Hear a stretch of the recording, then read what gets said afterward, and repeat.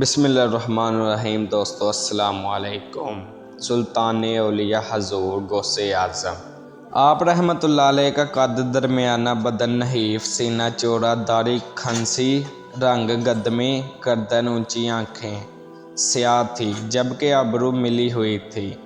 حضور غوث اعظم کی ولادت 7 یکم رمضان 470 ہجری کو جلان میں ہوئی۔ آپ رحمۃ اللہ علیہ نے پہلے دن ہی سے روزہ رکھا، چنانچہ آپ سحری سے لے کر افطاری تک اپنی والدہ محترمہ کا دودھ نہ پیتے تھے۔ آپ رحمۃ اللہ علیہ نے ابتدائی تعلیم قصبہ جلان میں حاصل کی، پھر مزید تعلیم کے لیے سن 488 ہجری میں بغداد تشریف لائے اور اپنے مزید زمانہ کے معروف استاذ ائمہ فن سے اکتساب فیض کیا۔ آپ رحمۃ اللہ علیہ نے علوم قرآن کو روایات و دریات اور تجوید و قرأت کے اسرار رموز کے ساتھ حاصل کیا، اور زمانے کے بڑے محدثین اور اہل فضل و کمال و مستند علماء کرام سے حدیث کا سماعت فرما کر علوم کی اس شاندار طریقے سے تحصیل و تکمیل فرمائی کہ اپنے ہم عصر علماء میں نمایاں مقام پا لیا، بلکہ ان کے بھی مرجع بن گئے۔ آپ رحمۃ اللہ علیہ 13 علوم میں تقریر فرما کرتے تھے۔ ایک جگہ علامہ عبد الوہاب شرعانی فرماتے ہیں کہ حضور غوث اعظم کے مدرسہ عالیہ میں لوگ ان سے مختلف علوم و فنون پڑھا کرتے تھے۔ دوپہر سے پہلے اور بغداد دونوں وقت آپ رحمۃ اللہ علیہ لوگوں کو تفسیر، حدیث، فقہ، کلام، اصول اور نحو پڑھاتے تھے، اور ظہر کے وقت کے بعد مختلف قرأتوں کے ساتھ قرآن مجید پڑھاتے تھے۔ بلاد عجم سے ایک سوال آیا کہ ایک شخص نے 3 طلاقوں کی قسم اس طور پر کھائی ہے کہ وہ اللہ تعالیٰ کی ایسی عبادت کرے گا کہ جس وقت وہ عبادت میں مشغول ہو تو لوگوں میں سے کوئی شخص بھی وہ عبادت نہ کر رہا ہو۔ اگر وہ ایسا نہ کر سکا تو اس کی بیوی کو 3 طلاقیں ہو جائیں، تو اس صورت میں کون سی عبادت کرنی چاہیے؟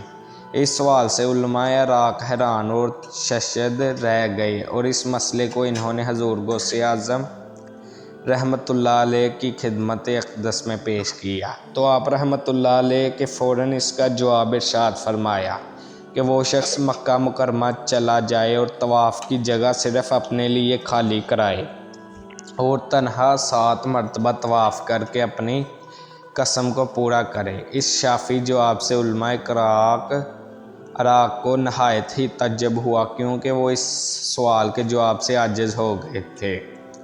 آپ رحمۃ اللہ علیہ کا 40 سال تک یہ معمول رہا کہ عشاء کے لیے وضو کرتے اور پوری رات عبادت میں گزار دیتے، یہاں تک کہ اسی وضو سے صبح کی نماز پڑھتے۔ 15 سال تک رات بھر میں قرآن پاک ختم کرتے۔ آپ رحمۃ اللہ علیہ کا یہ فرمان آج بھی آپ کے کروڑوں عقیدت مندوں اور مریدوں کی توجہ کا مرکز اور محور ہے کہ جو کوئی مصیبت میں مجھ سے فریاد کرے یا مجھ کو پکارے تو میں اس کی مصیبت کو دور کروں گا، اور جو کوئی میرے وسیلے سے اللہ تعالیٰ سے اپنی حاجت طلب کرے تو اللہ تعالیٰ اس کی حاجت پوری فرما دے گا۔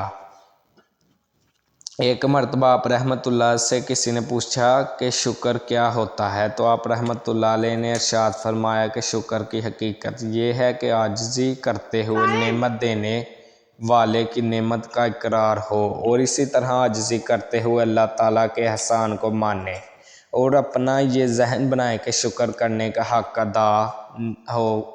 ادا نہیں پایا۔ آپ رحمۃ اللہ علیہ 11 ربیع الثانی 561 ہجری 91 برس کی عمر میں بغداد شریف میں انتقال فرمایا۔ آپ رحمۃ اللہ علیہ کا مزار پر انوار آج بھی بغداد معلیٰ میں مرجع خلائق ہے۔ تو دوستو یہ تھی ویڈیو، اگر ویڈیو اچھی لگے ویڈیو کو لائک کر کے چینل کو ضرور سبسکرائب کریں۔ اللہ حافظ۔